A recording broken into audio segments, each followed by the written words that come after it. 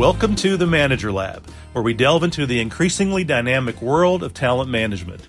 In each episode, we will unravel key insights, break down the most relevant books and articles, and provide actionable tips to optimize your approach in developing and retaining top talent. Stay tuned for a deep dive into the art, science, and strategy of unlocking your team's full potential. Let's enter the Manager Lab. Happy New Year from the Manager Lab. It's good to be with you today. This is the time of year where we think about New Year's resolutions, perhaps, or goals, whatever your term is for that. This is the time of year where we kind of reflect on the previous year and think about all that is possible in the year to come. So this will be a little bit different cast. This will be more, perhaps, I hope not, but a little bit more of a rambling kind of cast. And normally I'm pretty structured. I've got my notes and I follow notes and I keep pretty timely. But today I'm just going to kind of pontificate on my process that I've been probably doing for 30 years now. Back in 1995, I read The 7 Habits of Highly Effective People. You might have heard of that book by Covey. And it really kind of changed the trajectory of my life for many, many reasons.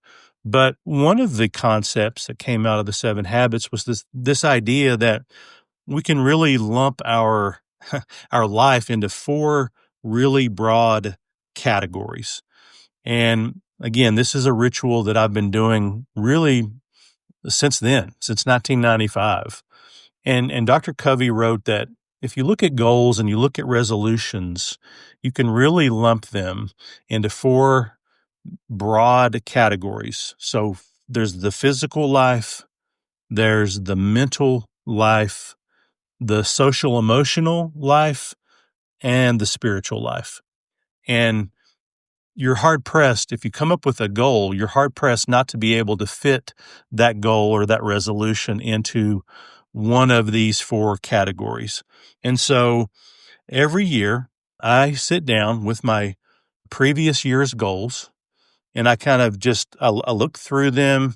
I don't look at these every week or even every month. I probably glance at them like once a quarter because these are kind of really big picture projects that I'd like to accomplish for the year.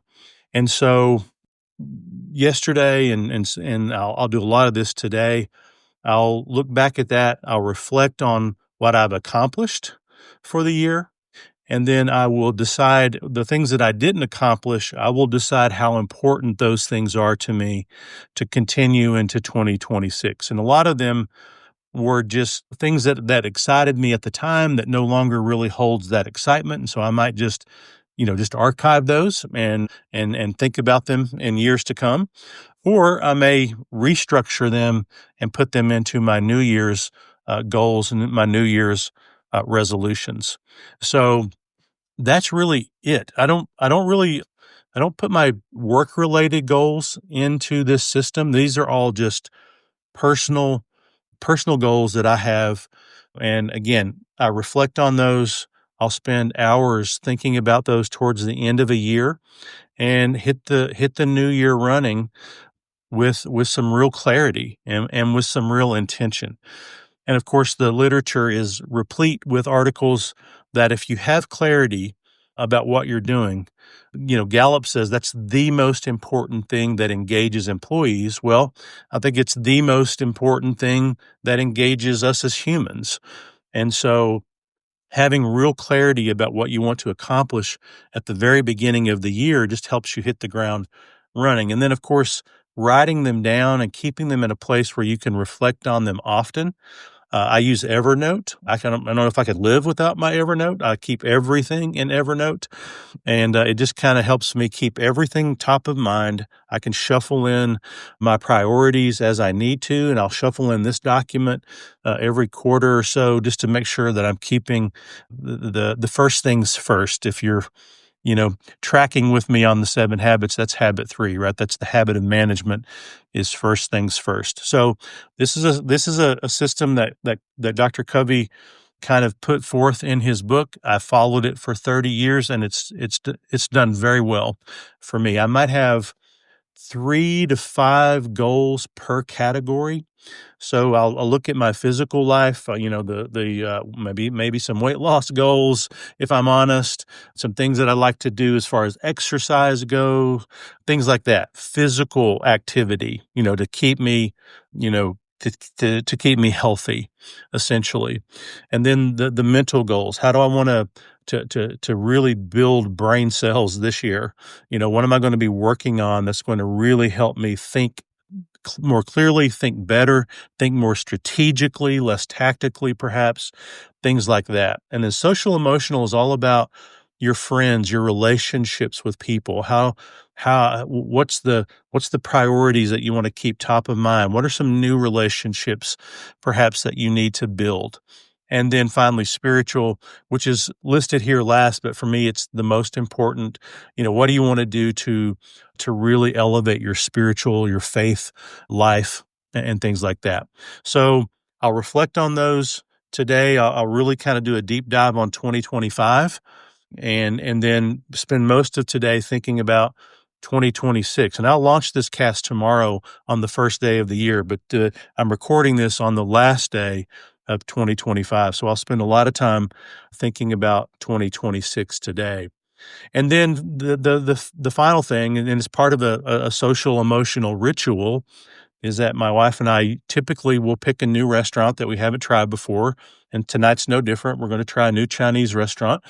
And we'll go out to dinner, usually pretty early because we like to make it a very extended dinner. We may spend a couple to 3 hours at dinner, and we'll talk about these goals. She'll look at hers, I'll look at mine. We'll talk about them, see how we can support each other, and things like that, and make sure that we're together on our goals for 2026.